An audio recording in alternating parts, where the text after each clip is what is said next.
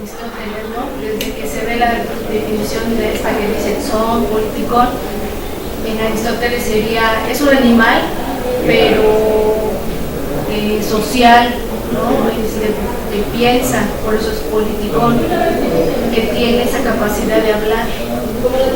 Boecio sería un poco más cercano, porque Boecio tiene ya mucha influencia de estoicismo, cristianismo, neoplatonismo. Para él sería algo como ¿qué podría hacer a esta bestia humana? Pues sería la razón. Para él sería ese punto y ese pilar fundamental, sería la razón, es lo que caracterizaría al hombre. Y pues ya también pensándolo como los filósofos griegos dirían el alma. De hecho, cuando Boecio le pregunta a la filosofía que o ella le pregunta si se ha olvidado de qué es él, define las dos cualidades, dice, eres mortal y eres racional. Son dos cosas que podría decir, eso es lo que hace y caracteriza el hombre.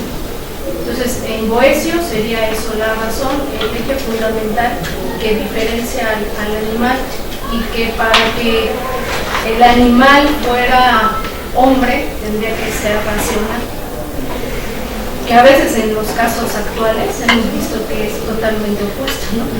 Que a veces vemos a los animales que hasta tienen un poco más de en su comportamiento un poco más de sensibilidad que el propio ser humano.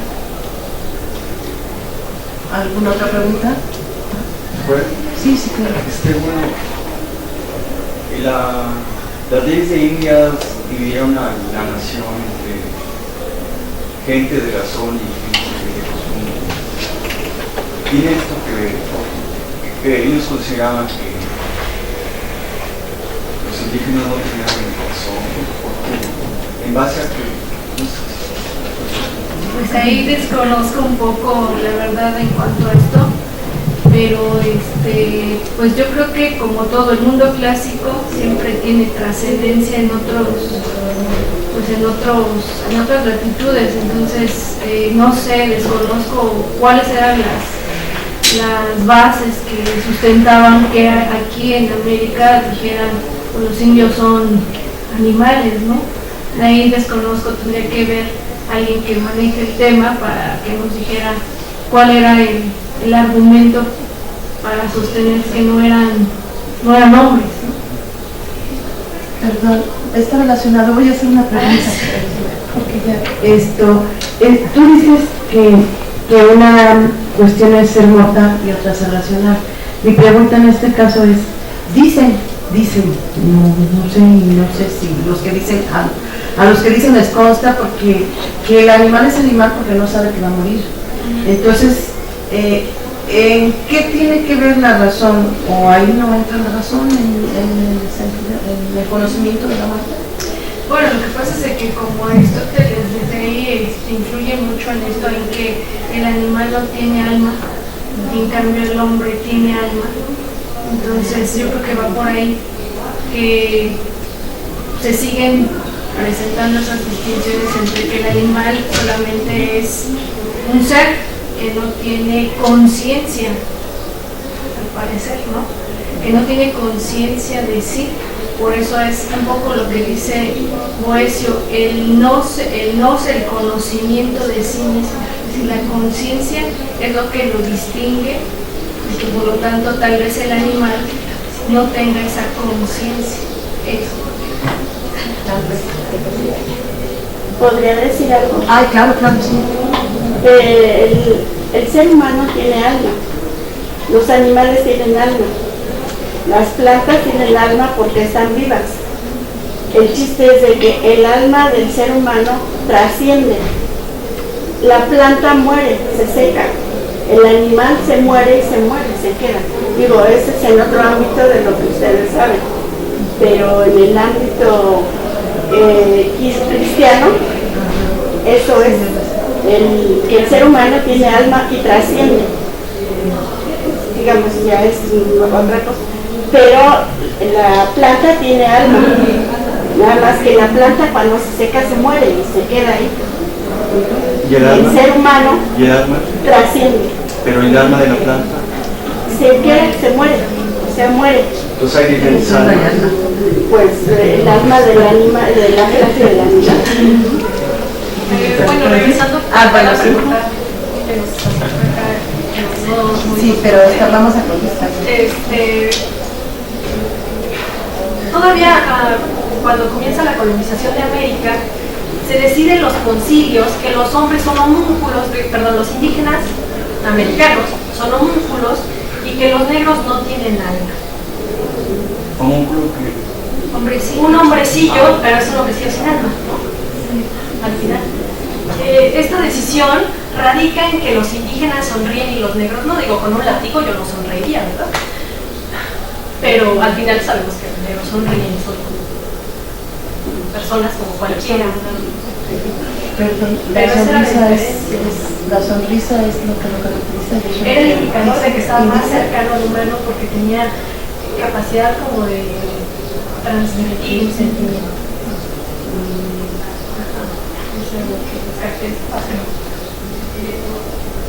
Pero digamos que sí es una cosa que ni ellos sabían decir por qué uno sí era humano y por qué el otro no, daban razones absurdas. De hecho, perdón, ¿le damos la palabra a ellos? Sí, no. No. Sí, yo quiero citar a la maestra porque realmente pues nos dio una visión que nos hace sentir pues muy de lo que estamos viviendo, ¿no? de ese trastorno criminal que se viene hablando y se viene inventando desde ahora en animales, ahora en esta, ¿no? Y acercándose al aspecto de la literatura sobre todo, y nos ha llevado de la mano a través de una excelente alineación de información, que eso creo yo que es lo que valdría la pena nunca perder de vista, que nos ha dado citas de autores, historias, anécdotas, una serie de situaciones que pues son temas de mucha reflexión y de abordarlos desde muy diferentes puntos de vista ya. ¿Sí? Ya no dejarlos en una literatura encantadora o aterradora, ¿no? Sino más bien ya llevarlos a qué es lo que sucede a nivel mental para que el ser humano estemos desempeñándonos con esas conductas, ¿no? Con esos trastornos. Muchas gracias. Sí. Ahora sí tienen otra pregunta. No, iba a comentar solamente que de hecho hubo en España hubo un debate, un concilio. Sí, donde se batió si eran o no mágicos. Me acuerdo bien, allá. Bueno, yo quería felicitarlos por la mesa y para Coral, tengo una pregunta. En los bestiarios medievales, bueno, hay toda esta tradición de colocarle digamos, los valores al simio de que es como el depositario de todos los pecados, ¿no? Incluso el bestiario de Town dice que la cola del simio es como el pecado, ¿no? Que no tiene fin. Entonces me pareció muy interesante cómo se reelaboran todos estos valores ya hasta el siglo XIX, ¿no? ¿Crees que tendría una continuidad desde la Edad Media hasta el siglo XIX esta tradición? Me parece que sí tiene una continuidad, pero es diferente. Lo que pasa es que hay dos grandes representaciones de los antropoides alrededor de la historia de sus representaciones. Están los antropoides, que son los grandes simios, y están los macacos o simios o changuitos o simios nada más, sin grandes simios, que son los que tienen colita, ¿no? Y los otros son los que no tienen y que están más cercanos a nosotros. Sí tiene que ver porque sí, la bestialidad humana generalmente se representa con la bestia más cercana a nosotros, digamos, que serían ellos. Y al mismo tiempo también acompaña bastante la representación alegórica del simio, que tenía que ver con la imitación, que toda la vida tenía que ver con la imitación. Entonces, después de un tiempo se fusionaron y era la imitación para lo malo. En el arte también funciona así, el arte imitativa está representada por una mujer, con un simio, generalmente es un macaco al lado. Entonces sí tiene una continuidad, pero no de todos los valores ni de la representación misma.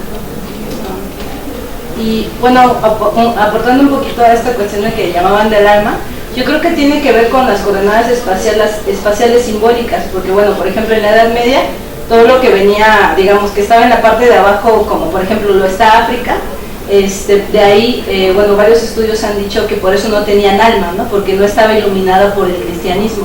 De ahí también su color, que porque como son negros, bueno, son cuestiones, ¿no? Que por eso, y yo creo que también por eso a los indígenas se les veía de esa manera, porque no están cristianizados, entonces por tanto no tienen ese sistema de valores y por tanto eran tratados como menores de edad, ¿no? Entonces se debatió si tenían o no alma, pero yo creo que tiene más que ver con esta cuestión simbólica de las coordenadas espaciales del cristianismo, ¿no? Claro, hay una explicación que aparece en los periódicos del siglo XIX, como en el segundo tercio del siglo XIX, no recuerdo en el periódico, que es la explicación de por qué los negros son negros. Bueno, primero explican que, bueno, sí son hombres, pero son hombres creados por el demonio. Y que como el demonio, bueno, pues es medio desesperado, metió a cocer su hombre al horno y se le olvidó en el horno y entonces se le quemó, pero como tenía las manos así, las plantas también pegadas al molde, pues las tiene más blanquitas.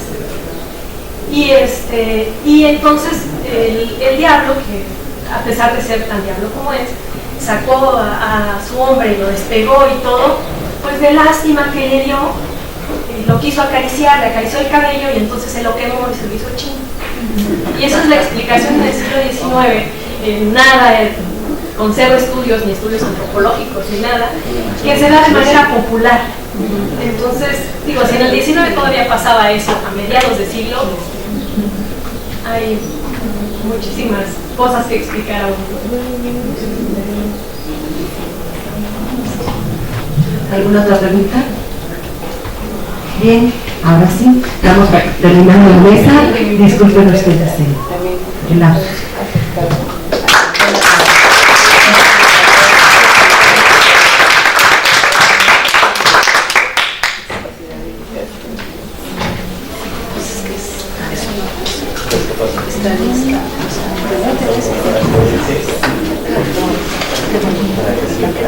Y el modo de Ramayana.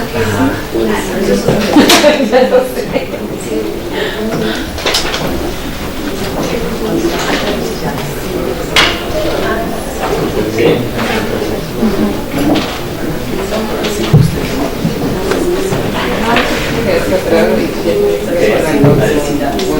No, es que lo del mundo científico, recuerda que en el siglo XIX había lo que se llamaban los zoológicos de desarrollo. Entonces, bueno, por eso